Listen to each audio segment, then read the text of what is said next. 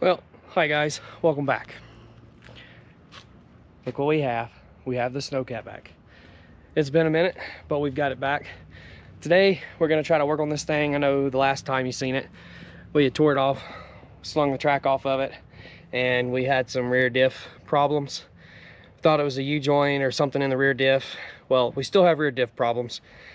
It ended up not being in the rear diff. We think it's this pillar block where it actually mounts the rear diff to the frame, but we're about to tear into that today and diagnose it and see if that's it, and then hopefully get it put back together and get the track that we finally got put together put back on it and get this thing ready for this winter. So here we go. All right, so right here we got to get in there. We got to undo the drive line. You can see kind of where it was hitting down there from where the pillar block broke. So we've got to get this yoke and U-joint and stuff unbolted, get it undone.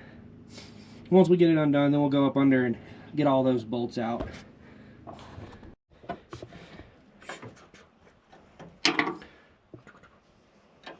See, bolts are a little beat up.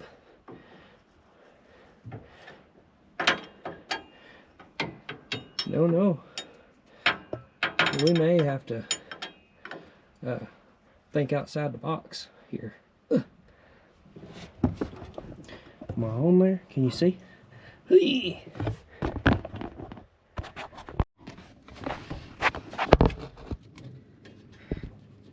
We'll get these off. Oops, there's one. There's the other.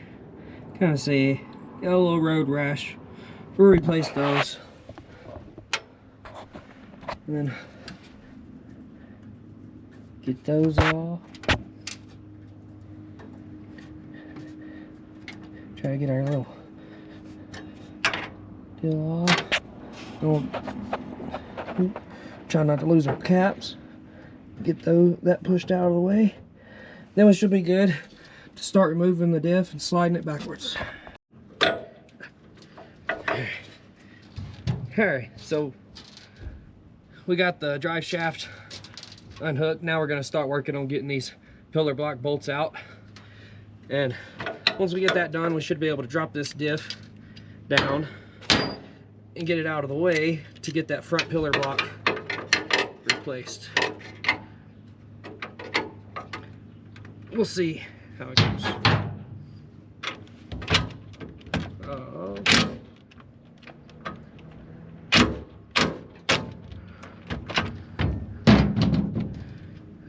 Let's see.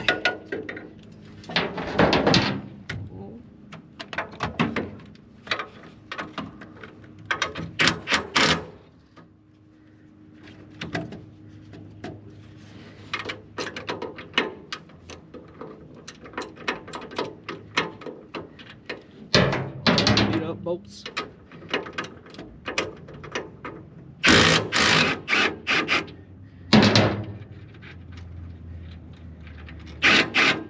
There we go.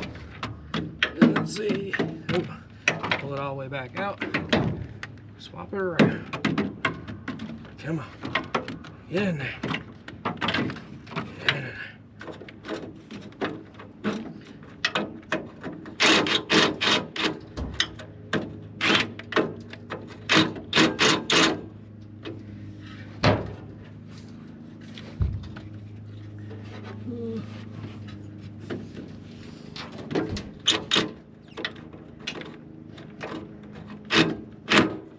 There we go.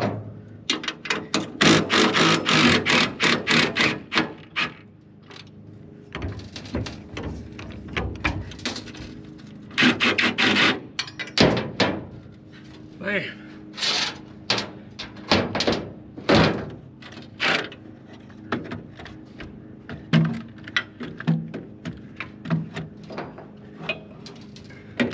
Get that back out of there.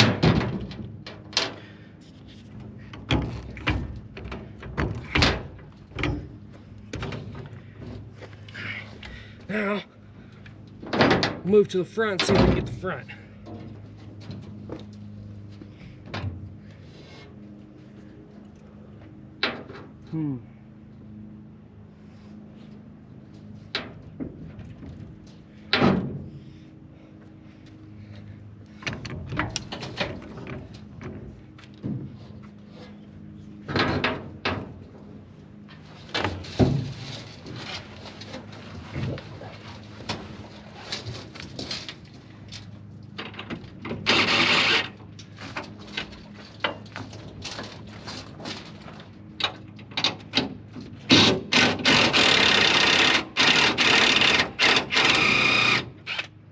Well, da be son of a gun.